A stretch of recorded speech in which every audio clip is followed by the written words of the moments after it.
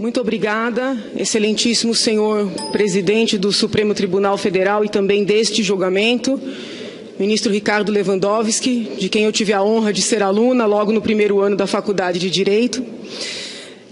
Cumprimento o presidente da Casa, cumprimento todos os senadores presentes, agradecendo esse período de convívio, ensinamentos.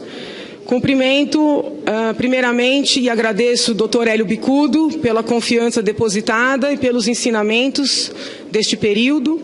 Cumprimento meu sempre professor Miguel Reale Júnior, Dr. João Berkman, Dr. Eduardo Neme, que estão conosco, né, nessa jornada. Gostaria de recordar que, diferentemente do que foi dito aqui ontem, este processo é do povo. Este processo é não só dos movimentos sociais que nos apoiaram, inclusive assinaram a exordial, mas esse processo é de cada um dos brasileiros que individualmente se manifestou por este período e deu força para que nós pudéssemos e conseguíssemos chegar até aqui. Eu agradeço todos esses brasileiros, na pessoa da senhora Maria Lúcia Bicudo, filha do Dr. Hélio Bicudo, sem a qual eu não teria conseguido enfrentar tudo que eu precisei enfrentar para tentar ajudar meu país.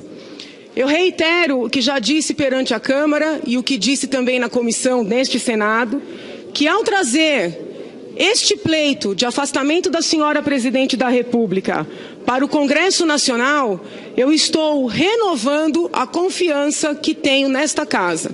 Eu estou reforçando a importância que o Poder Legislativo tem para a República. E eu prefiro falar em democracia, eu prefiro falar em república a utilizar o termo democracia. Não porque a democracia não seja importante, obviamente que é, mas porque o termo democracia muitas vezes é interpretado de formas diferentes. República não, res pública, aquilo que é de todos, aquilo que é do povo. Então, ao trazer este pleito a vossas excelências, eu estou reforçando estes valores. Um processo de impeachment, ele é triste. Não é fácil solicitar o afastamento de um presidente da República. No entanto, tem um lado muito positivo, porque o impeachment é um remédio constitucional ao qual nós precisamos recorrer quando a situação se revela especialmente grave, e foi o que aconteceu. Pior do que os traumas de um processo como este é continuar fingindo que nada está acontecendo. Um povo corajoso enfrenta suas dificuldades. Já precisamos recorrer a este remédio, estamos recorrendo a ele. Espero que não precisemos jamais voltar a lançar mão dele, mas se necessário for, assim o faremos. Quando ocorre um crime comum por parte do presidente da República, a competência é do Supremo Tribunal Federal. Quando ocorre um crime de responsabilidade, ou vários crimes de responsabilidade, a competência é do Senado Federal. Então, estou aqui reiterando o entendimento que Vossas Excelências não só têm esta competência, mas têm total liberdade e têm a última palavra para falar sobre os fatos objeto deste feito.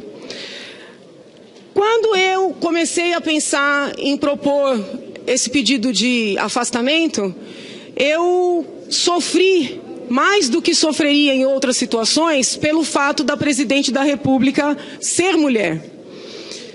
Eu sei bem como é difícil para as mulheres alçarem determinadas posições de poder. Então, muito me doeu o fato de constatar que seria justamente eu a pessoa a solicitar o afastamento da primeira mulher presidente da República no nosso país. Muito refleti e concluí que ninguém pode ser perseguido por ser mulher. Entretanto, ninguém pode ser protegido por ser mulher. Fosse a presidente da República um homem, eu pediria o impedimento.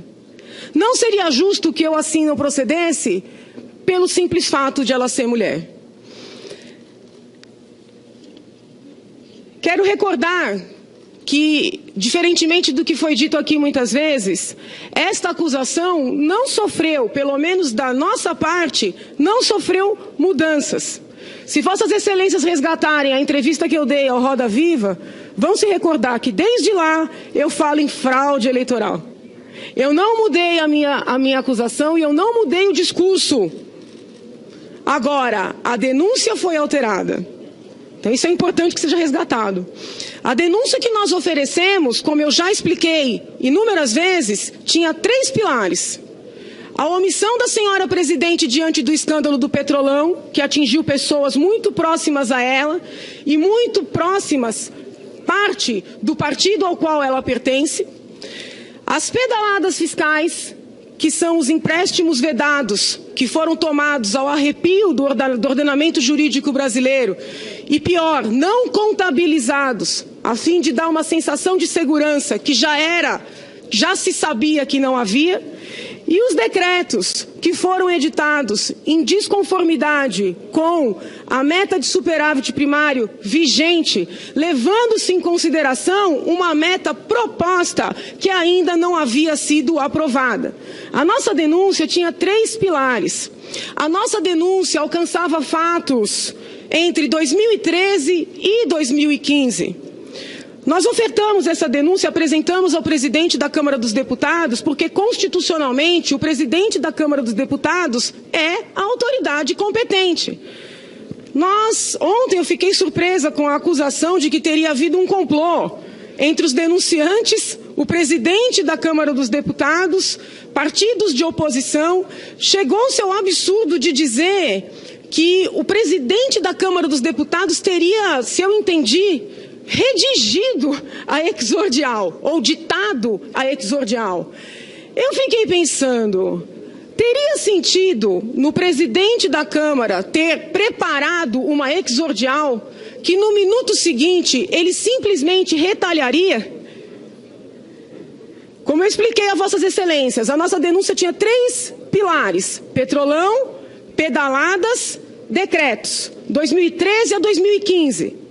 Se esta denúncia tivesse sido feita sob a orientação do presidente da Câmara, teria sentido que ele rejeitasse parte significativa da acusação? O senhor Eduardo Cunha afastou tudo que dizia respeito a Petrolão. O senhor Eduardo Cunha afastou tudo que dizia respeito aos fatos anteriores a 2015. Mas interpretou-se aquela primeira decisão como sendo suficiente para afastar tudo que dizia respeito ao BNDES, inclusive no ano de 2015. E Vossas Excelências bem sabem da gravidade do que aconteceu no BNDES. A título de exemplo, eu cito um ofício que consta dos autos, muito embora a defesa tenha solicitado para que fosse retirado e não foi, um ofício datado de 13 de junho de 2016, informando que entre 2014 e 2015, a Petrobras recebeu do programa PSI do BNDES 400 milhões de reais. A Braskem, entre 2014 e 2015, recebeu do BNDES, programa PSI, por meio das pedaladas fiscais, 350 milhões de reais. É curioso que estas mesmas empresas estejam no centro do escândalo do mensalão. Várias investigações.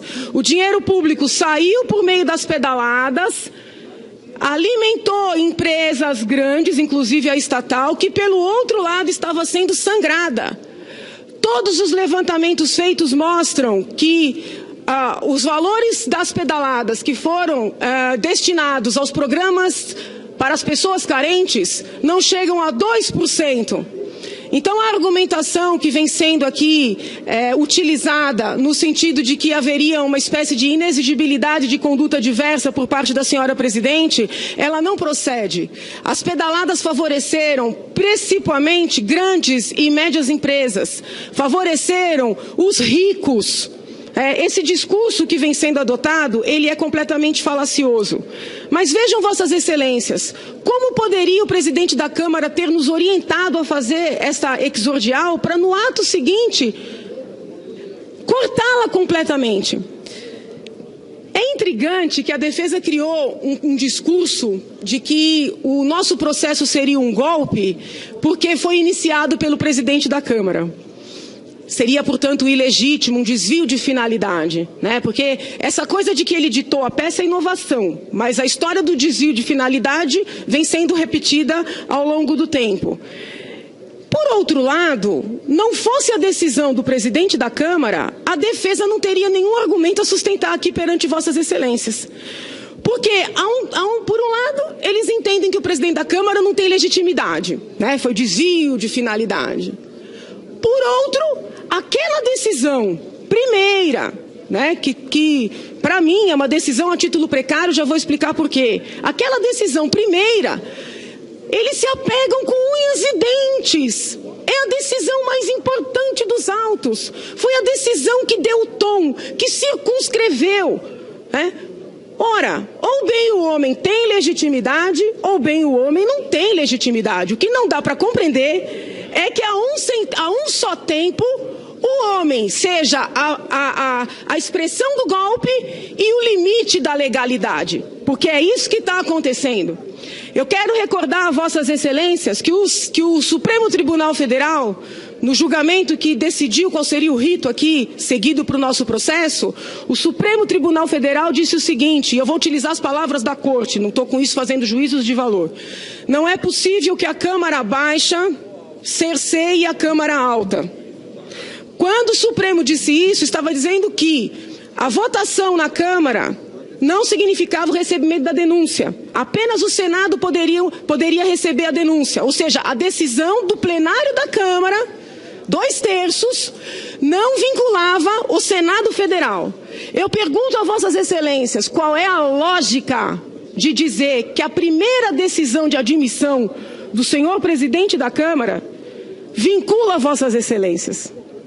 Não tem lógica, não tem respaldo jurídico. A defesa, de maneira muito inteligente, está se baseando numa teoria segundo a qual o ilícito seria único, tanto no âmbito penal como no âmbito do administrativo. Por esta teoria, em quaisquer processos administrativos sancionadores, todos os princípios do direito penal material seriam aplicados a este feito. Também todos os princípios formais seriam aplicados. Se vossas excelências prestarem atenção, o tempo inteiro a defesa fala na tipicidade, né? Na tipicidade estrita, na circunscrição do julgamento, a denúncia, na verdade não a denúncia, porque a nossa denúncia foi muito ampla, mas aquela decisão precária do presidente da Câmara. O que está tentando fazer? Fazer crer que esta teoria de que o administrativo sancionador, de que os processos são únicos e que todas as regras devem ser aplicadas da mesma maneira, que esta teoria seria uma teoria absoluta, uma teoria aplicada nos nossos tribunais. Mas isso não é verdade. Eu respeito os adeptos de tal teoria. Porém, o próprio professor Geraldo Prado, que veio aqui prestar depoimento na condição de testemunha, reconheceu que ele é partidário dessa teoria, mas ela é minoritária. Como são minoritárias as garantias extras que foram concedidas às senhoras presidente da República. Eu não estou fazendo queixa aqui, eu só quero que isso seja reconhecido para que vossas excelências tenham a consciência tranquila ao darem o seu veredito. E para que o povo brasileiro tenha consciência tranquila de que nada fora do que é legal e do que é legítimo, porque não basta ser legal, está sendo feito nesta oportunidade. Nesse sentido, eu reitero a convicção de que nós deveríamos seguir os ensinamentos do falecido ministro Paulo Brossard, quando diz que o Senado é soberano. O Senado é tão soberano que ele tem o direito e o dever de analisar a denúncia na íntegra e, inclusive, levar em consideração fatos posteriores. Eu tenho sido coerente com esta convicção desde o primeiro minuto. A meu ver, sempre foi possível e necessário e adequado trazer para este processo todas as delações. A delação de Delcídio, a delação de Cerveró, a delação de Mônica Moura e outras tantas. Quando a defesa solicitou o anexo das gravações, a nossa posição foi que venham as gravações, mas que venham todas. Porque a defesa tem esse costume. Eles só querem trazer o que lhes interessa. E muitas vezes recortam as provas no pedacinho que lhes interessa. Que venham as gravações. Vem inclusive aquela que diz que se o Marcelo Odebrecht fizer a colaboração premiada, funcionará como uma flecha no peito da presidente Dilma Rousseff.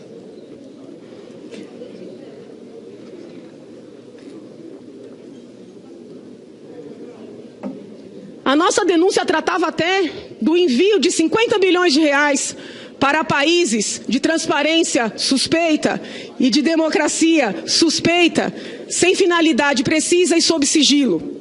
Isso também foi afastado. Pois bem, pode o colega levantar e dizer, Janaína, isso tudo está fora do processo. Isso tudo pode estar fora do processo por uma decisão do deputado Eduardo Cunha, mas isso é a nossa realidade. E senadores da República não podem votar fora da nossa realidade. É necessário que o mundo saiba que nós não estamos tratando aqui de questões contábeis. Por isso eu perguntei para um dos professores, acho que o próprio professor Prado, professor, o que foi dito para os colegas professores estrangeiros, para eles se convencerem de que foi golpe? O que foi dito a eles? Foi dito que a presidente está sendo afastada com base em 3 decretos? Foi dito que ela está sendo afastada por causa de um probleminha de contabilidade? Se foi isso que foi dito, é razoável que eles estejam pensando que é um golpe. Ou foi dito que nós, povo brasileiro, fomos vítimas de uma fraude? Ou foi dito que nós, povo brasileiro, fomos enganados? Percebem? Eu não tenho como chegar aqui e me curvar às vontades totalitárias da defesa, que a todo momento tentam circunscrever a nossa fala, o nosso pensar, como partido que se diz dos trabalhadores, procurou fazer com cidadãos brasileiros, mas não conseguiu e não conseguirá. As questões que são apontadas aqui como questões contábeis, na verdade, constituem uma grande fraude. Esta grande fraude foi, de maneira muito preciosa, apontada pelo procurador Ivan Marques, procurador do Ministério Público Federal. Curiosamente, a defesa trouxe o parecer deste procurador e leu um único parágrafo. O parágrafo que diz que o procurador entendia que os empréstimos tomados, que as relações mantidas com os bancos públicos não constituiriam operação de crédito. Sem mostrar que o procurador falou claramente que ele estava trabalhando com a ideia da tipicidade penal, que é uma tipicidade diferenciada. É uma tipicidade que requer mais. A área penal, até por envolver a liberdade do ser humano, ela é mais garantista. E é assim que tem que ser. A parte em que o procurador da República escreveu que houve fraude, que as pedaladas foram feitas com o fim de não mostrar na contabilidade do governo que o dinheiro dos bancos públicos estava sendo utilizado para que a população tivesse a sensação de que a nossa poupança era real, de que a poupança existia, esta parte eles não dizem, esta parte eles não leem. A parte em que o procurador da República escreveu, foi feito um falseamento. Eles criaram um prazo de 24 meses no BNDES e sequer cumprir esse prazo. Com relação ao Banco Safra, eles tiveram a desfaçatez de dizer que não havia prazo. O ex-ministro Nelson Barbosa esteve aqui quando eu perguntei a ele, ministro, nós estamos discutindo 5 dias, 30 dias, 15 dias, ministro, qual é o prazo para Vossa Excelência? O que foi que ele respondeu? O prazo não existe. Depende da disponibilidade do Tesouro. Ué, se depende da disponibilidade do Tesouro, é o seguinte, paga quando quiser. Eu pergunto, um banco privado se submeteria a isso? Foi demonstrado aqui que não. A bancada que defende a senhora presidente solicitou a reabertura dos trabalhos da comissão de impeachment aqui no Senado. Com que fundamento? Com o fundamento de que a oitiva do procurador Ivan Marques era essencial para a justiça da causa. Quando Vossas Excelências foram chamados a votar a pronúncia aqui no plenário, quantas questões de ordem foram levantadas para dizer que o procurador Ivan Marques teria que ser chamado? Quantas questões de ordem? Pois bem, houve a pronúncia, nós apresentamos o libelo, abriu-se o prazo da contrariedade ao libelo.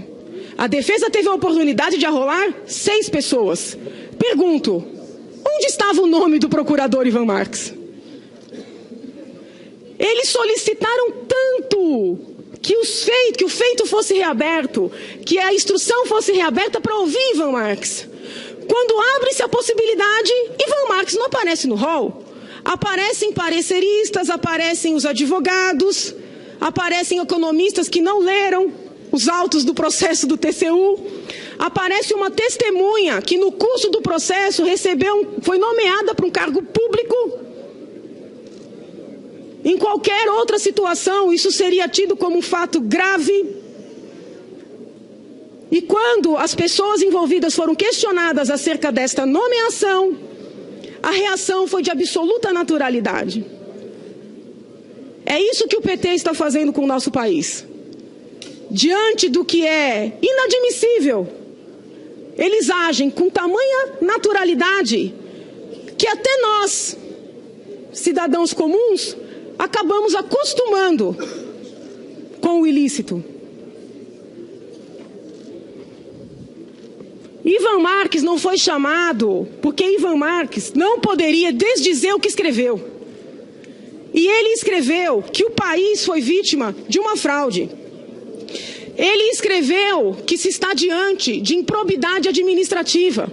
E Vossas Excelências bem sabem que o equivalente da improbidade administrativa para os demais agentes públicos, quando se trata da Presidente da República, é o crime de responsabilidade. Tem decisão do Supremo Tribunal Federal neste sentido.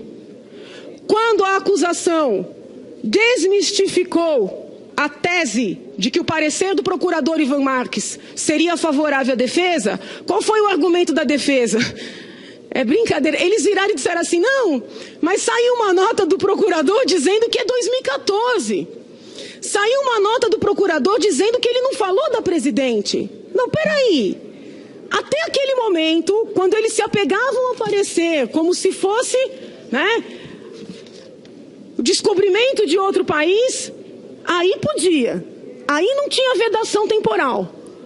No momento em que nós mostramos a fraude, não só a fraude de que fomos vítimas, mas a fraude de que o processo estava sendo vítima na medida em que só se lia um parágrafo, aí tem a limitação temporal. Aí vão lembrar da manifestação do deputado Eduardo Cunha, o mesmo que teria dado um golpe. Eles alegam a todo tempo que foram vítimas de vários conluios.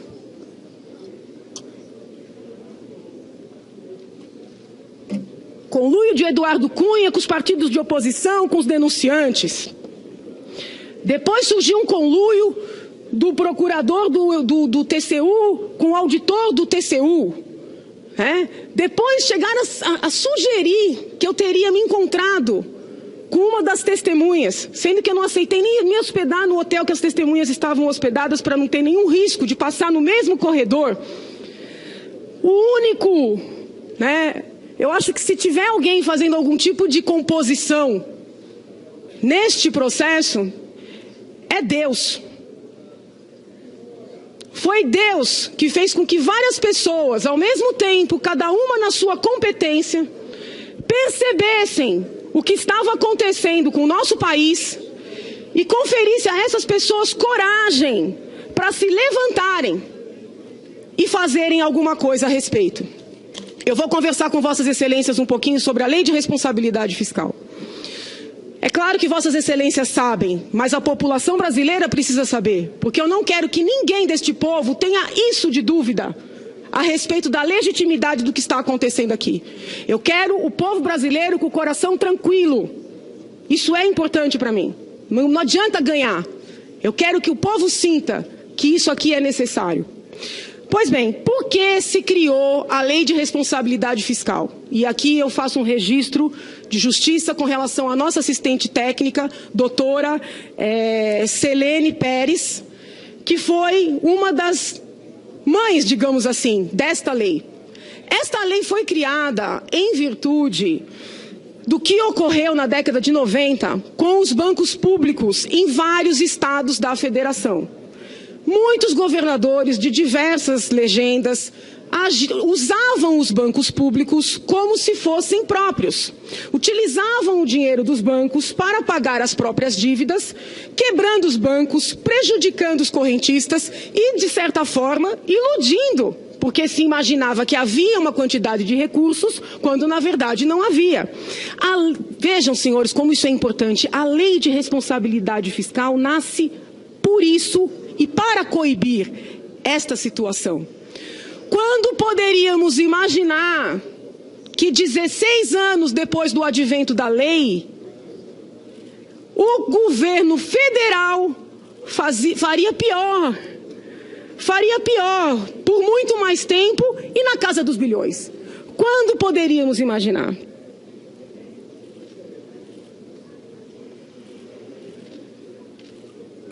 Mas o fato de eles não respeitarem a responsabilidade fiscal é coerente.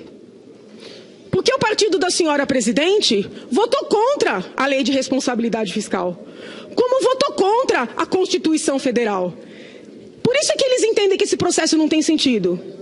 Eles foram contra a Constituição, nosso processo está lastreado na Constituição. Eles foram contra a lei de responsabilidade fiscal, nosso processo está lastreado na lei de responsabilidade fiscal. É compreensível. É quase coerente dentro da sua incoerência de sempre. A lei de responsabilidade fiscal previu expressamente que as afrontas ao seu teor seriam coibidas por meio de vários diplomas, o Código Penal, a Lei de Improbidade e, expressamente, a Lei 1079/50, que é a lei que trata do impeachment. Para atualizar esta lei, foi editada uma outra lei, no mesmo ano da Lei de Responsabilidade Fiscal, ou seja, uma lei que a complementou, que é a Lei 10.028 do ano 2000. Isso é muito importante, excelências. Esta Lei 10.028 alterou justamente a parte dos crimes na Lei 1078/50. Os dispositivos que hoje estão sendo atribuídos à senhora Presidente da República foram incorporados ao nosso ordenamento no ano 2000. Isso significa que são absolutamente falaciosos os argumentos de que nós estamos aplicando à Presidente da República uma lei ultrapassada, uma lei velha, uma lei arcaica. A Lei 1078/50 foi completamente alterada, preparada, modernizada pelo advento da Lei de Responsabilidade Fiscal. Esta lei de responsabilidade fiscal, que diz que qualquer valor dela que seja ferido, seja o impeachment, no seu artigo 36, ela proíbe que os entes da federação e também dos estados que usem o seu poder para tomar empréstimos dos bancos públicos. Essa proibição é clara. E no artigo 36 existe a palavra abuso do controle, aquelas instituições acima das quais existe o controle. Isso é importante que seja dito. Porque a defesa, como não tem argumentação para fazer frente ao que nós estamos falando, tem se apegado a essa história de que não seria operação de crédito. Mas o que é uma operação de crédito na essência? É você utilizar o dinheiro de outrem. E foi isso que aconteceu. Entendeu? E foi isso que aconteceu. Incidiu juros. Eles dizem, mas não havia contrato escrito. Não havia acordo de vontades. O próprio assistente técnico escreveu, olha, faltou contrato. Quando eu questionei na comissão, doutor, o senhor equipara, o que o senhor acha que foi diferente a situação dos estados para a situação agora que nós estamos enfrentando? Ah, doutora Janaína, lá tinha contrato escrito, aqui não tem. Mas o senhor então está equiparando contrato com instrumento de contrato? Qualquer aluno iniciante do direito sabe que o instituto do contrato não se confunde com o instrumento do contrato. Então, com todo respeito, a única diferença entre a situação que nós estamos vivenciando hoje e a situação que nós vivenciamos quando a lei foi criada é que os valores são muito maiores, a audácia foi muito maior e a fraude foi significativa porque lá Justamente porque tinha contrato, havia a contabilização. Aqui não. O expediente aqui adotado, como bem apontou o procurador Ivan Marques, não foi adotado para financiamento propriamente dito do governo. Foi para financiamento, mas foi para criar a sensação de que nós teríamos dinheiro para dar continuidade aos programas que foram alardeados no ano eleitoral, né, como sendo aqueles que cresceriam, né, indefinidamente. Muitas foram as testemunhas que confirmaram que no ano de 2014, programas sociais como o FIES foram inflados. 2013 tinha um montante, 2014 subiu significativamente, 2015 caiu. O que foi esse movimento? Esse movimento foi resultado da fraude. Onde é que está a fraude? A fraude tem dois lados. Primeiro, eles pagaram o que era do seu dever com o dinheiro dos bancos públicos, Caixa, BNDES, Banco do Brasil. Não escrituraram esses débitos como despesa. Ao mesmo tempo, não cortaram não escrituraram como receita. Ao mesmo tempo, não cortaram as despesas. Então, eles criaram uma ilusão. Aqui eu tenho as minhas despesas. Não aparecem os débitos com os bancos públicos. Então, eu sou uma pessoa, né, que sou adimplente. Aqui eu tenho as minhas receitas. Não se fizeram os cortes necessários em 2014. Quando eu cruzo isso aqui, o que eu tenho? Superávit. Eu tenho uma poupança boa. No ano eleitoral, os especialistas olhavam essa poupança, a presidente subia no palanque e dizia: eu vou aumentar Minha Casa Minha Vida, eu vou aumentar a Bolsa Família, eu vou aumentar a FIES. Os especialistas inocentemente olhavam e diziam: é verdade, ela tem dinheiro para isso. Porém, estava tudo maquiado. As testemunhas de defesa, todas reconheceram que o ano de 2015 foi um ano em que houve cortes nunca antes havidos neste país. A defesa apresenta isso como se fosse um ponto positivo. Não é. O corte de quase 80 bilhões que ocorreu em 2015 é a prova de que eles não fizeram cortes que já eram sabidamente necessários em 2014. E por que não fizeram? Porque se fizessem, a fraude não daria certo. Porque se não fizessem, não teriam como ter inflado os programas que estavam alardeando como sendo possíveis de ter continuidade. Por isso eles não fizeram os cortes. Vossas Excelências vão se recordar, quando o ministro Nelson Barbosa esteve aqui já no plenário, ele disse que graças aos cortes de 2015, 2016 não foi um ano tão difícil. Aí eu perguntei para ele: Excelência, utilizando esse mesmo raciocínio, se tivesse havido cortes em 2014, 2015 não teria sido um ano tão difícil? Ele falou: com certeza. O ministro reconheceu. Foram ouvidas várias testemunhas de defesa aqui, doutor Cláudio, doutor Orlando, doutor Iara, dentre outros. Todos reconheceram que os cortes em 2015 foram muito diferenciados dos de 2014. A título de exemplo, eu recordo Vossas Excelências que no Ministério da Educação, em 2014, o corte foi da ordem de menos de 1,5 bilhão. E em 2015 foi de quase 12 bilhões. 12 bilhões. As pessoas acreditaram que iam continuar no FIES, no ProUni, no Ciência Sem Fronteira. Não só porque a presidente mentiu, mas porque os balanços mentiam. As estatísticas mentiam. A fraude foi completa, Excelências. A fraude foi na fala e a fraude foi documental. Quem ouvia a fala e olhava o documento dizia: ela está falando a verdade? Eu pergunto a Vossas Excelências, isso é ou não é um estelionato eleitoral? Eu entendo que sim. Para Para fazer frente à ilação de que teria havido um conluio entre o procurador do Ministério Público de Contas e o auditor, eu gostaria de recordar que a própria testemunha do BC, se eu não me engano, o doutor Marcel, esteve aqui e relatou que toda essa fraude começou a ser desvencilhada quando, em uma auditoria convencional do BC, fizeram uma visita à Caixa Econômica Federal. Os próprios auditores do BC perceberam, excelências, que tinha alguma coisa estranha. Porque a Caixa contabilizava os créditos, mas o Tesouro e o Banco Central não. Quando eles começaram a analisar essa situação estranha, foi que foram constatar que isso não acontecia apenas na Caixa Econômica Federal, mas acontecia no BNDES, acontecia no Banco do Brasil, que é o objeto deste feito.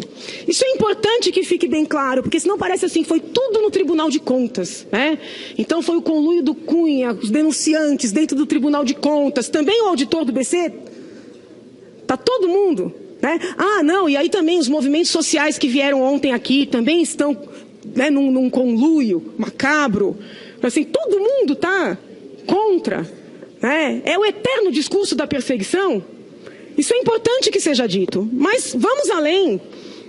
Quando o Tribunal de Contas da União mandou que os débitos fossem contabilizados, possibilitando inclusive que fossem parcelados, eles decidiram pagar na íntegra. Eles apresentam esse argumento como se fosse favorável a eles, né? Mas não é não. Eles decidiram pagar na íntegra porque não adiantava mais lançar a mão das pedaladas. Porque a preocupação deles era a maquiagem. Na medida em que o TCU falou contabilize, regularize, paga-se na íntegra. Para que eu vou continuar pagando juros? Por quê? Paga-se na íntegra. Isso é muito importante que fique claro. E, excelências, não sou eu que estou dizendo isso, não. Isso está escrito no parecer do assistente técnico da Defesa. Página 85, se vossas excelências quiserem conferir. Tá? Uma nota técnica do Tesouro Nacional citada pelo próprio assistente técnico da Defesa. Eles querem desmerecer as testemunhas que a acusação arrolou? E eu digo a vossas excelências, não foi só a acusação que arrolou testemunhas, o juízo também chamou. O juízo chamou o doutor Tiago Alves e o doutor Albernaz. Doutor Tiago Alves e doutor Albernaz foram categóricos no sentido de que os bancos públicos foram instrumentalizados. Que no ano de 2015, essa instrumentalização chegou à casa de 58 bilhões, 15 bilhões apenas no Banco Safra. E eu gostaria de chamar a atenção para um fato que a Defesa sempre se esquece. Com relação às contas de 2015, quem fez o relatório não foi o doutor Júlio Marcelo, por quem eu nutro uma grande admiração. E agradeço o trabalho sério dele, porque sem o trabalho sério dele eu não teria feito o meu trabalho sério. Quem fez o relatório de 2015 foi o doutor Paulo Bugarim, procurador-geral do Tribunal de Contas. Estará ele também em conluio?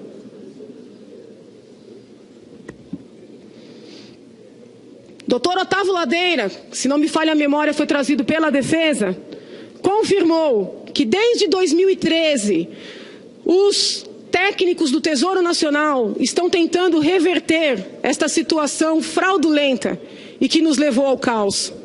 Em dezembro de 2013, estes técnicos de boa vontade organizaram uma reunião com o chefe do Tesouro Nacional, o senhor Arno Agostin, que era, assim, muito próximo, se encontrava, assim, diariamente com a presidente da República, doutor Arno Agostin, e expôs a ele, e também a Marcos Alcélio, que era o segundo homem do Tesouro, que se continuasse daquela forma, haveria várias implicações jurídicas. E não só haveria várias implicações jurídicas, nós seríamos rebaixados nas agências internacionais. Eles avisaram isso em dezembro de 2013. Foi a crise dos Estados Unidos que nos trouxe até aqui? Todas as testemunhas que foram perguntadas a esse respeito confirmam essa reunião.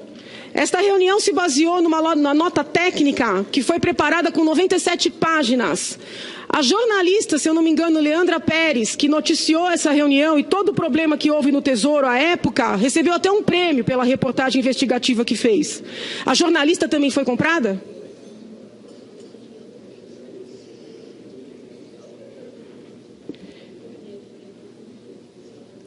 concerne aos decretos, eles insistem que a meta é anual. A meta de superávit primário é anual. Porém, a Lei de Responsabilidade Fiscal, no seu artigo 9º, em vários outros dispositivos, exige que o acompanhamento da meta seja feito bimestralmente. Porque de que adianta ter uma meta anual que só vai ser olhada no final do ano? É necessário, pela seriedade da responsabilidade fiscal, que esse acompanhamento seja frequente. E o próprio ex-ministro Nelson Barbosa reconheceu que existe uma junta orçamentária formada pelo ministro da Fazenda, ministro do Planejamento e ministro da Casa Civil, que se encontram bimestralmente com a presidente da República para apresentar a ela a evolução do acompanhamento da meta. É falacioso o argumento de que o TCU teria mudado de posicionamento. Primeiro, ainda que isso tivesse ocorrido, uma eventual decisão do TCU não afastaria a Constituição Federal, a Lei de Responsabilidade Fiscal e a legislação orçamentária vigente para o ano, a LOA. Mas isso não aconteceu.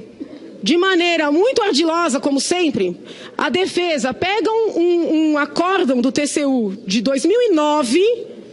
que trata de decretos de contingenciamento, que não fala expressamente sobre abertura de créditos por meio de abertura de créditos suplementares e diz que houve uma mudança de posição e que nós estaríamos pretendendo aplicar retroativamente uma norma que não existia. As normas todas existiam, mas sequer a orientação foi alterada.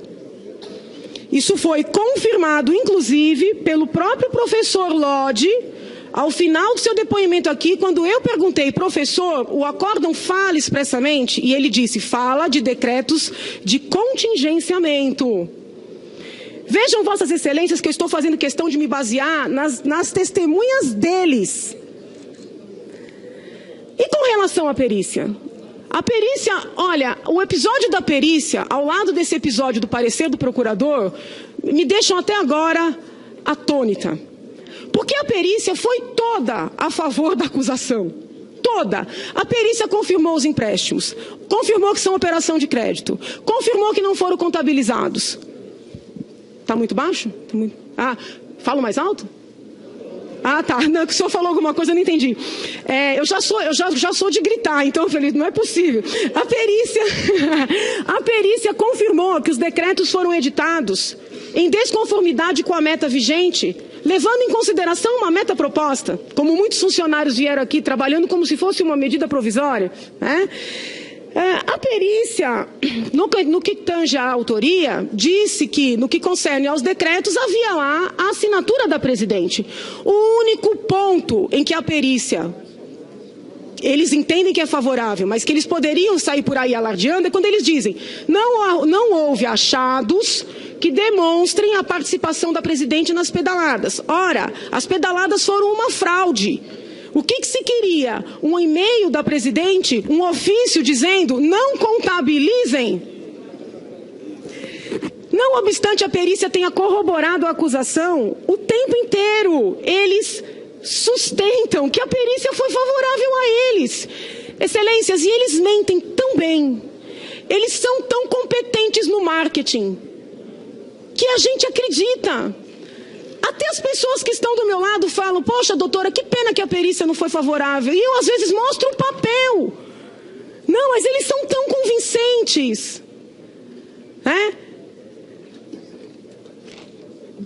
Excelências, a prova de que a perícia foi favorável à acusação é muito simples.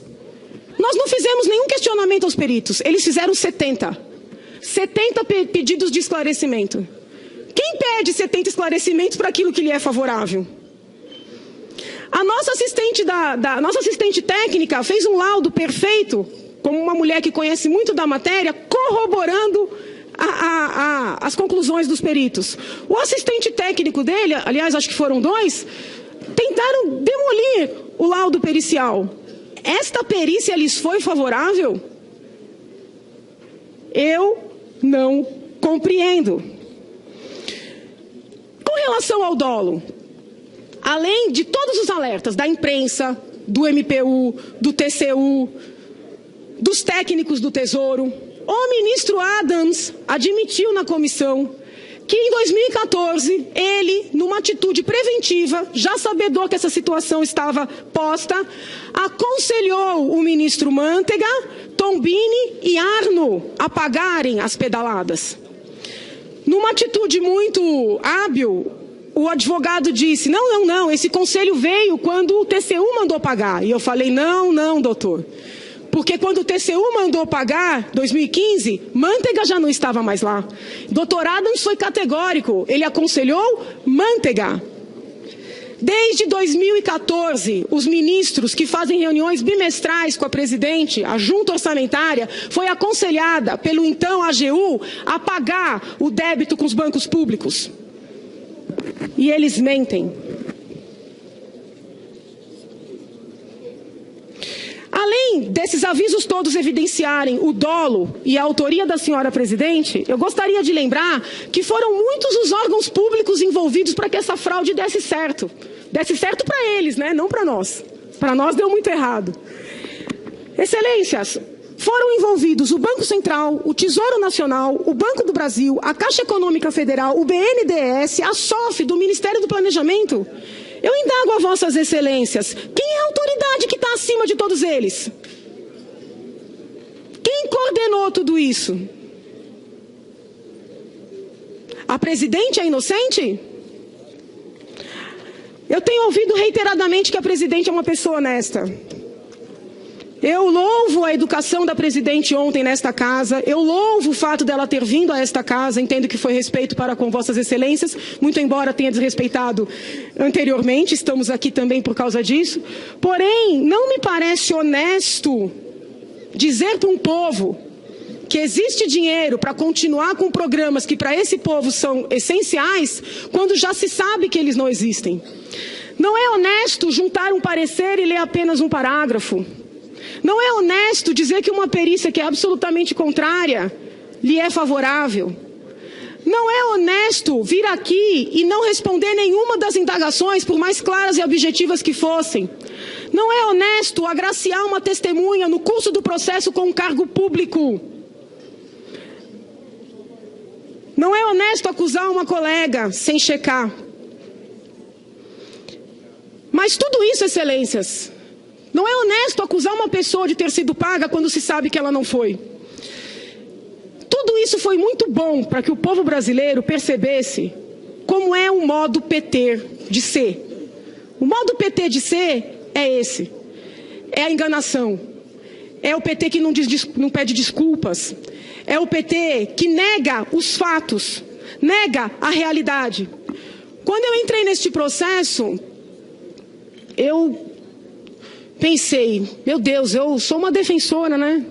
Eu vou fazer uma grande acusação. Não é simples. Os senhores não pensem que eu fico feliz acusando, não fico. Porém, eu me coloco nesse processo como uma defensora do Brasil. Nós precisávamos fazer alguma coisa. Na semana passada, eu recuperei os autos do processo do ex-presidente Collor. E havia muitos diálogos no sentido de que estamos inaugurando uma nova era, agora o Brasil vai mudar. Gostaria de pedir a vossas excelências que tivessem em mente que eu sofri muito para chegar até aqui hoje. As pessoas do nosso povo estão sofrendo muito com as consequências desta grande fraude. Acima do problema monetário, do problema em termos assim de desvios e corrupção, o que nós carecemos é de transparência. É significativo que a lei de responsabilidade fiscal trate da transparência. Nós precisamos de transparência fiscal, mas nós também precisamos de transparência humana. Nós não aguentamos mais a política do marketing. Nós queremos líderes que olhem nos nossos olhos. Então eu peço a vossas excelências, eu entrei nessa história sem ser chamada, porque eu entendi que era necessário para defender o meu país. Eu quero sair daqui e voltar para o anonimato, a tranquilidade do anonimato. Eu peço a Deus e a vossas excelências que compreendam a magnitude desse momento e o tanto que esse povo está precisando de seriedade e transparência. Eu digo a vossas excelências, e eu estou finalizando, que eu não quero precisar tomar uma medida como essa novamente. Mas se for necessário, eu tomo.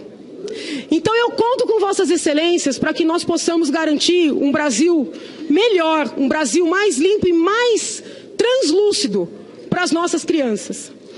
Muito embora eu esteja convicta de que eu estou certa e de que eu estou fazendo certo, mesmo quando eu estou certa, eu reconheço que as minhas atitudes podem gerar sofrimento para as pessoas.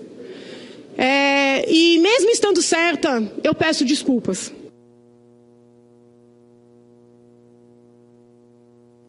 Vossa Excelência, termina o raciocínio.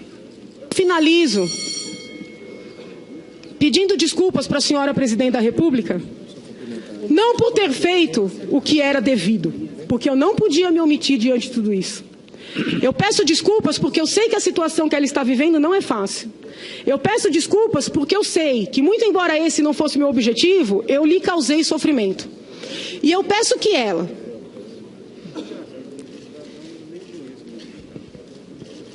um dia entenda que eu fiz isso pensando também nos netos dela.